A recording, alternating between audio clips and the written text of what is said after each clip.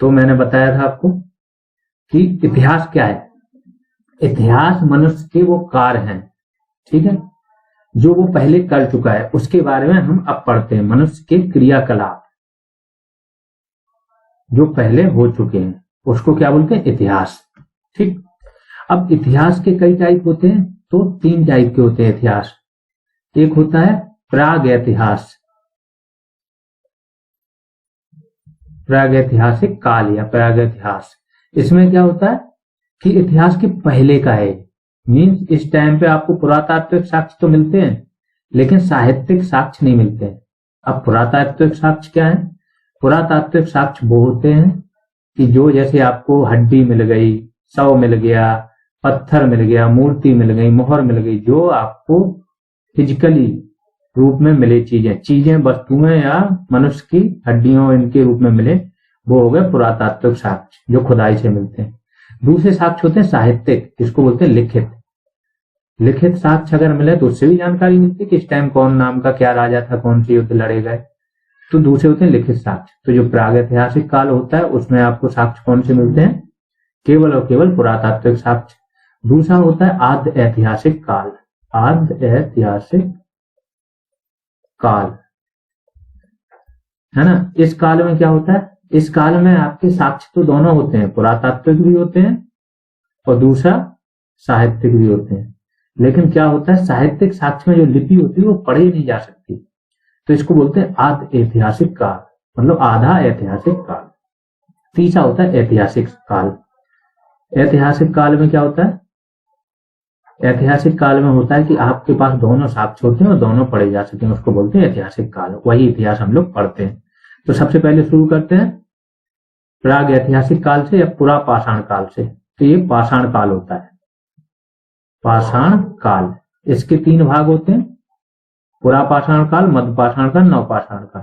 आगे चल के सब लिखा हुआ है इस नोट में ना, सब कुछ लिखा है। मैं तो अभी एक आपकी समझ बनवा रहा हूं, तो पहले से अब शुरू कर लेते हैं, बिल्कुल जैसे लिखाया मैंने बनाया वैसे ही शुरू करते हैं। फैक्ट शीट है, तथ्य की कुछ जानकारी दे रहा हूं आपको। सबसे अंतिम पूर्व मानव मनुष्य का निकटतम पूर्वज कौन था? ऑस्ट्रेलोपिथेकस। क्या होता है पूर्व मानव? मनुष्य जो है, मनुष्य बोला जाता है होमोसेपियंस को। इसके पहले बानर थे, होमोसेपियंस, ठीक है, इसको बोला जाता है मनुष्य। अब इस टाइम जो मनुष्य वो है होमोसेपियंस, सेपियंस 2 बार, ठीक है।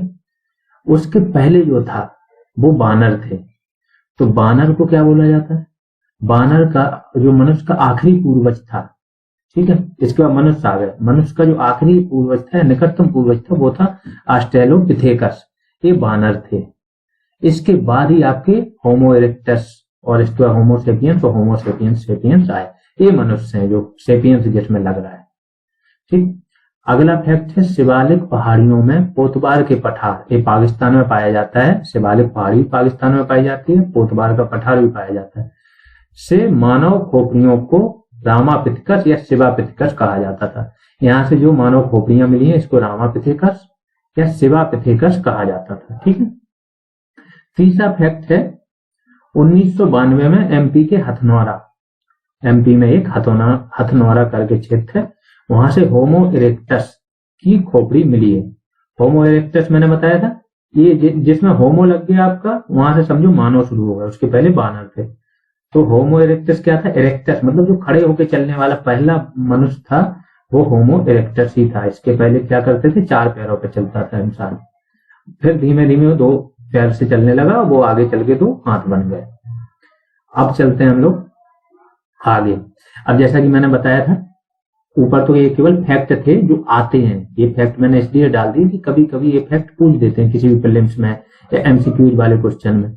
अब असली हिस्ट्री का काम यहाँ से शुरू होता है। पहला प्रागैतिहासिक काल मैं बता चुका हूँ। पुरातात्विक साक्ष्य केवल रहते हैं इसमें, लिखित साक्ष्य उपलब्ध नहीं होते हैं। प्रागैतिहासिक काल हो गया। आद्य ऐतिहासिक काल, पुरातात्विक साक्ष्य उपलब्ध होते हैं, लिखित साक्ष्य भी उपलब्ध होते हैं, लेकिन क्या होता है वो पढ़े नहीं जा सकते हैं। जैसे हड़प्पा सभ्यता। हड़प्पा सभ्यता में क्या था? हड़प्पा सभ्यता की एक लिपि थी जिसको बोलते थे चित्रा अक्षर लिपि, ठीक है, चित्राक्षर लिपि। जिसका दूसरा नाम था बुस्त्रोफेदन। बुस्त्रो, ये क्वेश्चन आता है, बहुत ज्यादा आता है, तो इसको ध्यान रखना। जो भी बता रहा हूँ समझ लो वो आने वाली चीजें हैं, कहीं भी आ सकती हैं। तो लिखा हुआ भी देखो, सुनो भी, और जो एक्स्ट्रा बता रहा हूँ उसको भी नोट कर लें। बुस्त्रोफेदन लिपि जो होती है आपकी भाव चित्रात्मक लिपि, मतलब इसमें चित्र भी रहते थे, लिखा भी रहता था। ये हड़प्पा सभ्यता की होती थी। कैसी लिखी जाती थी? दाएं से बाएं, वैसे हम लोग बाएं से दाएं इस तरफ से इस तरफ लिखते हैं, ये लिपि लिखी जाती थी यहाँ से यहाँ। आगे चल के देखोगे खरगोष्ठी लिपि भी कहां से कहां, दाएं से बाएं लिखी जाएगी। वो बताएंगे पूरा डिटेल में, एक एक चीज आपको कनेक्ट करके बताएंगे पूरी हिस्ट्री का, जो भी, चाहे प्रीलिम्स वाले हो चाहे मेंस वाले। यहाँ पे मेंस वालों को आइडिया हर चीज का लग जाएगा कि किस किस डायरेक्शन में क्या लिखना है। अब बहुत ज्यादा डिटेल में मेंस को इसलिए नहीं दे रहे हैं कि आइडिया लग जाएगा, वो लिख पाएंगे, जानकारी मौके को उनको मिल जाएगी, और फिर उनको कुछ जरूरत होगी तो मेंस वाले स्पेशली हमको कमेंट में या टेलीग्राम चैनल पर बताएंगे कि क्या उनको रिक्वायरमेंट है, उस हिसाब से हम उनको अवेलेबल कराएंगे, सोर्स अवेलेबल कराएंगे। और इसमें भी 80% मेंस वालों का काम हो जाएगा, फिल्म्स वालों का तो 100% काम हो जाएगा। माइंड मैप मेंस वालों का भी बन जाएगा पूरा कि किस किस डायरेक्शन में लिखना है। तो ये बहुत काम आने वाला है, इसको ध्यान से पढ़ो। ऐतिहासिक काल है ना, ऐतिहासिक काल में क्या होता है, दोनों प्रकार के साक्ष्य होते हैं, लिखित भी और साहित्यिक साक्ष्य भी, तो पढ़े भी जा सकते हैं वो। तो ये ऐतिहासिक काल हो गया। अब आते हैं हम लोग पाषाण युग। यहां से हो गया पाषाण युग। अब इसको पाषाण मतलब क्या होता है, पत्थर। पाषाण मतलब पत्थर। पाषाण युग क्यों बोला जाता है, क्योंकि पत्थर का ही यूज होता था। चाहे गुफा का यूज रहने के लिए करते थे, अपनी रक्षा के लिए पत्थर का यूज करते थे, हथियार बनाते थे, शिकार के लिए भी पत्थर, हर चीज के लिए मतलब पत्थर का ही यूज हो रहा है। तो ये हो गया पाषाण युग। अब इसके काल, तो पाषाण युग को 3 कालों में बांटा गया है। एक पुरापाषाण काल, दूसरा मध्यपाषाण काल, तीसरा नवपाषाण काल। इसके काल के बारे में बहुत जगह बहुत सारी डेट्स मिलेंगी आपको, एनसीईआरटी में अलग मिलेगी। इसके बाद और सारी जिस भी लेखक की पढ़ोगे कुछ ना कुछ डेट में मतभेद हैं लोगों के, लेकिन मेनली उसमें नहीं जाते क्योंकि ये पूछा भी नहीं जाता सन की किसका किस टाइम सन रहा है, क्योंकि एक दूसरे से कोलाइड भी करते हैं बहुत सारे। तो जो सबसे ज्यादा एक्सेप्टेड है वो मैं लेके आया हूँ। ये इन्होंने बोला है जब से मनुष्य की आधुनिक मानव की उत्पत्ति हुई है तब से इन्होंने उठा लिया कि 20 लाख ईसा पूर्व से 12,000 ईसा पूर्व तक क्या बोला जाता था, पुरापाषाण काल। कई लोग 5 लाख ईसा पूर्व से लिखते हैं, कई लोग 4 लाख से लिखते हैं, तो उसमें नहीं जाते, वो काम की चीज है नहीं, वो लोग पूछते भी नहीं है। तो ये 20 लाख ईसा पूर्व से 12,000 ईसा पूर्व तक क्या था, पुरापाषाण काल था। मध्यपाषाण काल आपका 12,000 ईसा पूर्व से 10,000 ईसा पूर्व तक था। नवपाषाण काल 10,000 ईसा पूर्व से शुरू हुआ, कई जगह ये 9,000 ईसा पूर्व से ही होता है, कई जगह 7,000 से भी मान लेते हैं, जहां मेहरगढ़ आगे पढ़ाएंगे वहां से, बलूचिस्तान से। तो ये बोले डिबेट वाली चीज है, हम लोग यहाँ पे क्वेश्चन सॉल्व करने आए हैं, नॉलेज लेने आए हैं, तो डिबेट में नहीं पढ़ते हैं। 10,000 से मान लेते हैं, 10,000 के बाद जो भी चला उसको नवपाषाण काल में ले लेते हैं। अब आ जाते हैं हम लोग पुरापाषाण काल। पुरापाषाण काल को भी 3 भागों में बांटा गया, ध्यान रखना। पहले मैंने बताया पुरापाषाण काल, मध्यपाषाण काल और नवपाषाण काल। अब पुरापाषाण काल जो पहला वाला था उसके भी 3 पार्ट हैं, है ना, मध्य अलग है, नव अलग है। तो पुरापाषाण के 3 पार्ट है, पहला है निम्न पुरापाषाण काल, दूसरा है मध्य पुरापाषाण काल, तीसरा है उच्च पुरापाषाण काल। निम्न पुरापाषाण काल सबसे पिछले वाला है, फिर बीच वाला, फिर सबसे नया वाला जो पाषाण काल था आखिरी में जो खत्म होने वाला वो है उच्च पुरापाषाण काल। अब आते हैं हम लोग मध्य पुरापाषाण काल पे, क्योंकि जो उच्च पुरापाषाण काल है, उच्च पुरापाषाण काल, इसके बारे में क्या है, इन तीनों कालों के बारे में मेनली इनके हथियारों की बात होती है, औजार, इनके कुछ स्थान जहां से मिले हों, जैसे बेलन नदी घाटी हुई, सोन नदी घाटी हुई। ये कहाँ थी बेलन नदी घाटी, आपकी बेलन नदी घाटी आपकी मिर्जापुर के पास है यूपी में, सोन नदी घाटी आपकी पाकिस्तान में। इनके कुछ हथियारों की बात कर लेते हैं। Hand axe, chopper, chopping, pebble. Pebble करके एक हथियार, मतलब पत्थर के वो हथियार यूज होते थे जिनको ना इन्होंने घिसा ना कुछ बनाया, जैसा था वैसे यूज करते थे। दूसरा मध्य पाषाण काल में, मध्य पुरापाषाण काल में ब्लेड और स्क्रैपर यूज कर रहे थे। उच्च पुरापाषाण काल में ब्लेड और बीवरिंग्स। ये कहीं आते नहीं, लेकिन कहीं आ जाए अगर धोखे से, इसलिए लिख दिया है, आप लोग भी इनको सुन लो, बस एक माइंड में रख लो। जो ज्यादा इंपॉर्टेंट होगी जहां से आते हैं वहां मैं खुद हाईलाइट करूंगा। ठीक। अब मध्यपाषाण काल में आते हैं। इस काल में जलवायु थोड़ी गर्म हुई, पृथ्वी पर घास, छोटे पेड़ों की उत्पत्ति हुई। मध्यपाषाण काल में क्या हुआ, जलवायु थोड़ी गर्म होगी, पृथ्वी पर घास, छोटे पेड़ों की, क्योंकि इसके पहले एक शीतकाल आया था, हिमयुग। मध्यपाषाण काल पहले हिमयुग आता है।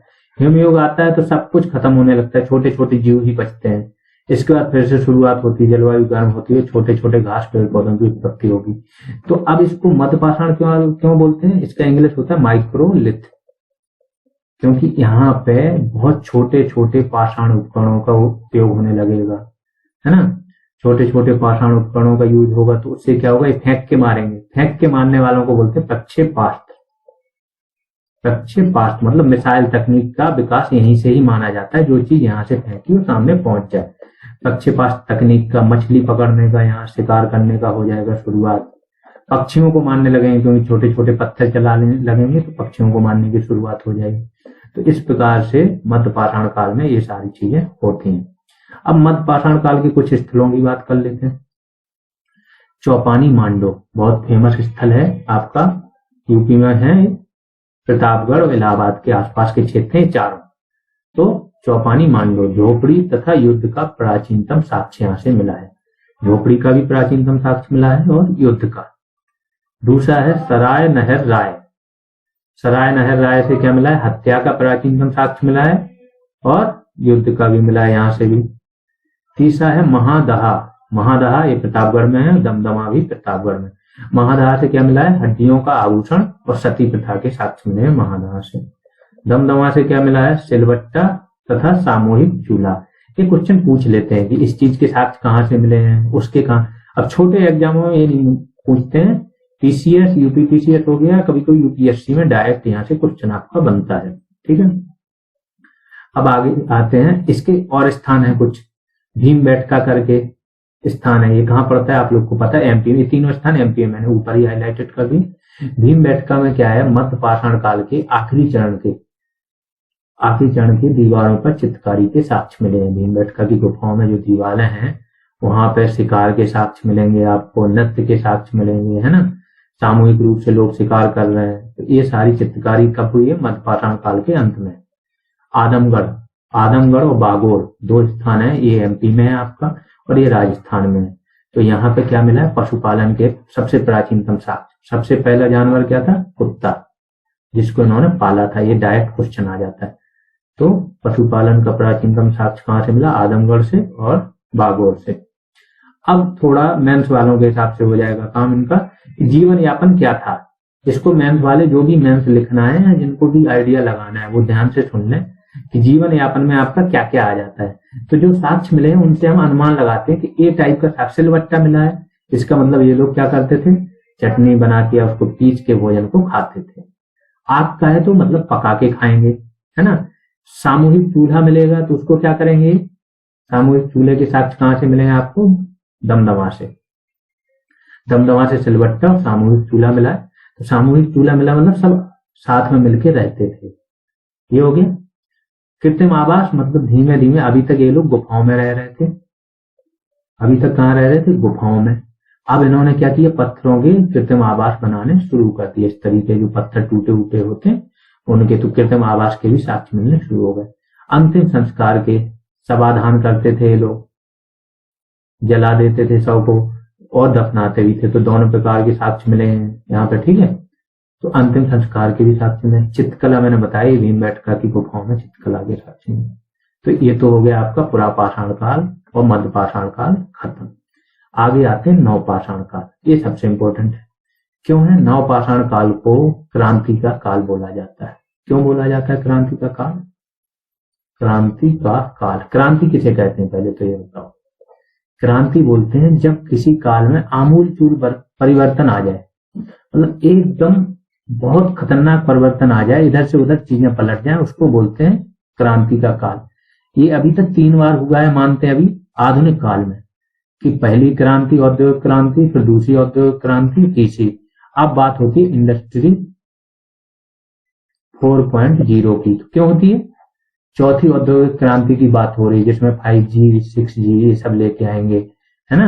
IoT इंटरनेट ऑफ थिंग्स की बात हो रही है, मशीन लर्निंग की बात हो रही है। तो ये सारी चीजें क्या है, ये चौथी औद्योगिक क्रांति का माहौल अब तैयार हो रहा है। तो क्यों इतने टाइम में केवल चौथी आई है? इसका मतलब क्रांति जब बहुत बड़ा परिवर्तन बहुत बड़े लेवल पे आए, बहुत बड़े लेवल पे लोगों का जीवन को प्रभावित करे, उसको बोलते हैं क्रांति का काल। तो नवपाषाण काल को क्रांति का काल ही माना है। कितने? गार्डन चाइल्ड करके एक व्यक्ति थे, बहुत ही बड़े इतिहासकार थे इन्होंने। दूसरा थे मार्टिमर व्हीलर, इन्होंने इस काल को बोला क्रांति का काल। क्यों बोला? क्योंकि लोग स्थायी आवास बना के रहने लगे थे। स्थायी आवास बन जाएंगे जब उनके, तो पशुपालन करेंगे, खेती भी करेंगे, है ना। पशुपालन किया उन्होंने, खेती की। इसके बाद जब साथ में रहेंगे तो कुछ नियम बनेंगे समाज के, तो समाज नाम की एक संस्था विकसित होगी, कुछ सामाजिक नियम बनेंगे। पहिए का आविष्कार यहीं पे हो जाएगा, तो पहिए का आविष्कार हो जाएगा तो परिवहन क्या हो जाएगा, बहुत आसान हो जाएगा। इसका आग का आविष्कार हो जाएगा। आग का पहले आविष्कार हो जाता है, लेकिन ये लोग प्रयोग करना नहीं जानते थे। नवपाषाण काल में क्या करेंगे, प्रयोग करना जान जाएंगे। जब आग का प्रयोग करना जान जाएंगे तो क्या होगा, भोजन पका के खाएंगे, प्लस पशुओं से खुद की रक्षा भी आग के माध्यम से करेंगे। ये तो हो गया इसको क्रांति का काल क्यों बोलते थे। ये बहुत ज्यादा डिटेल में आप लोग को सारी जानकारी दे रहा हूँ। ये जो मैंने शब्द यूज की, ये सब मेंस के लिए है। यूपीएससी का भी आप मेंस लिख रहे हो तो ये सारी चीजें काम आने वाली है। पीसीएस का भी लिख रहे हो, प्लस जो प्री दे रहे हैं उनके मन में जानकारी की कभी भी थोड़ा टफ क्वेश्चन पूछा तो आपको पता है बैकग्राउंड। एक बार सारा बैकग्राउंड पता हो आपको तो समझ लीजिएगा कि कोई भी एग्जाम देते रहो, किसी भी और रिसोर्स को पढ़ने की जरूरत ही नहीं है। क्योंकि ये जो कंटेंट दे रहा हूँ ये 5 बुक्स का सार प्लस कई कोचिंगों का सार है। ठीक है, अब आ जाते हैं मेहरगढ़। भौगोलिक वितरण में आते हैं। भौगोलिक वितरण क्या होता है कि इसके क्षेत्र कहाँ कहाँ स्थित थे। ठीक है, इसके नवपाषाण काल के क्षेत्र कहाँ कहाँ। तो मेहरगढ़ का सबने नाम सुना होगा कि कृषि का प्राचीनतम साक्ष्य कहाँ से मिला है। ये अभी जो बुकों में माना जाता है वो है 7000 ईसा पूर्व, बीसी मतलब बिफोर क्राइस्ट। तो बीसी हो गया, तो 7000 ईसा पूर्व मिला है। गेहूं और जौ तथा कपास की खेती यहाँ पे होती थी। अपवाद क्या है, अभी हाल ही में, हाल फिलहाल में मतलब कुछ साल पहले उत्तर प्रदेश में लहुरा देव नामक एक स्थान मिला है जहां 8000 ईसा पूर्व खेती के साक्ष्य मिले।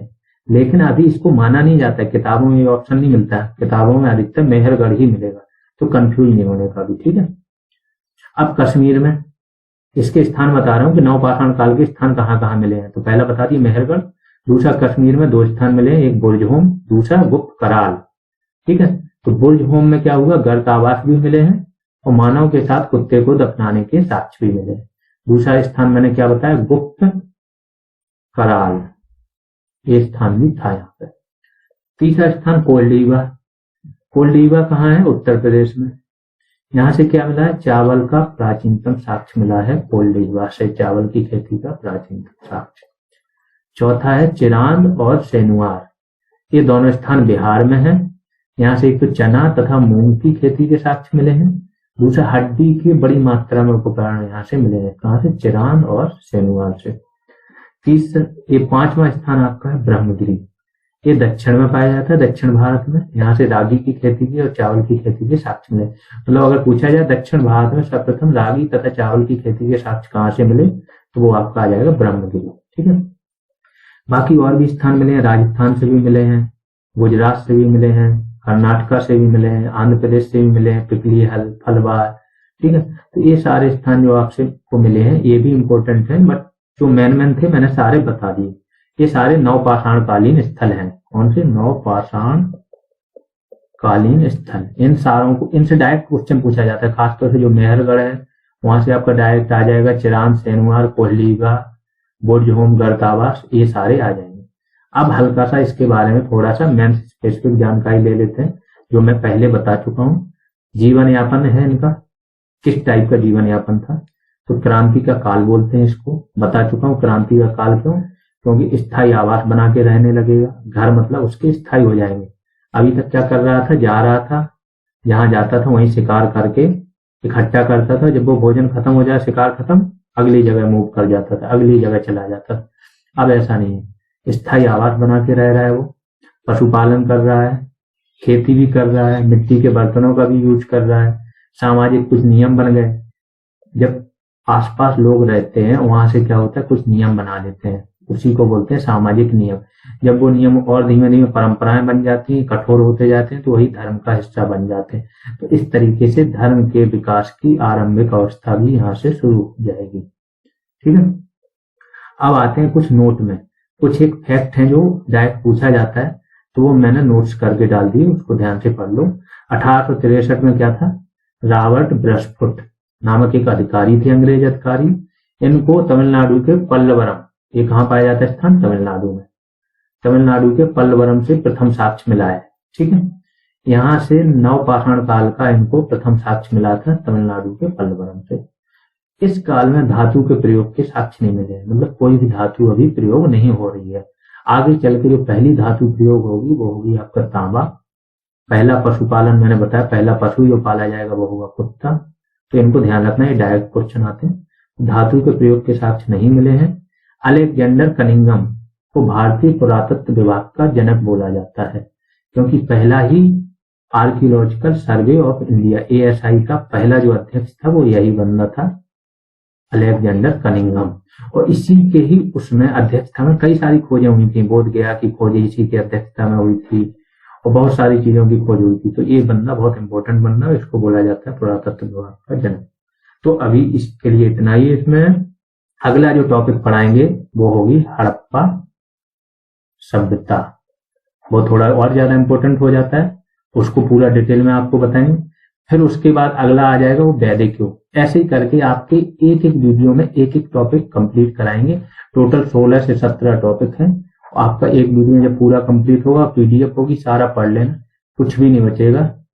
कोई भी एग्जाम जाके दो और किसी भी टीचर से पढ़ लो, कोई भी पेपर सॉल्व करो, आपको 300 पेज का दे देगा, एंशिएंट का नोट पढ़ते रहो। ये मटेरियल तो इतना उपलब्ध है हर जगह। सबसे बड़ी प्रॉब्लम स्टूडेंट्स की हो गई कि उसको ये नहीं पता पढ़ना क्या है, क्योंकि मटेरियल बल्क में उपलब्ध हो, एक बार पढ़ता दोबारा रिवाइज ही नहीं कर पाता, इतनी चीजें होल्ड ही नहीं होती। तो इसीलिए मैंने सोचा कि आप लोग को एटलीस्ट वो जानकारी दूं जो एग्जाम निकालने में सहायक हो, जो पर्याप्त हो।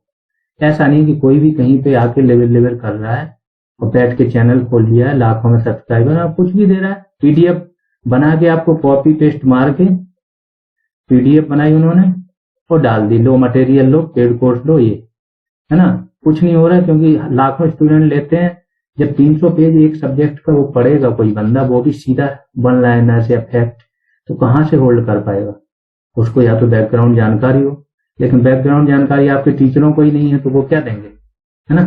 तो आप लोग पढ़ते रहिए, समझिए इतनी बेस्ट जगह पे जो भी लोग जुड़ रहे हैं, प्लस लोगों को इससे जोड़ो, आगे इसको शेयर करो, फॉरवर्ड करो, और लोगों को बताओ कि यहाँ पे जुड़ोगे तो क्या मिलने वाला है, कैसा पढ़ा रहे हैं और क्या जानकारी का उनका लेवल है।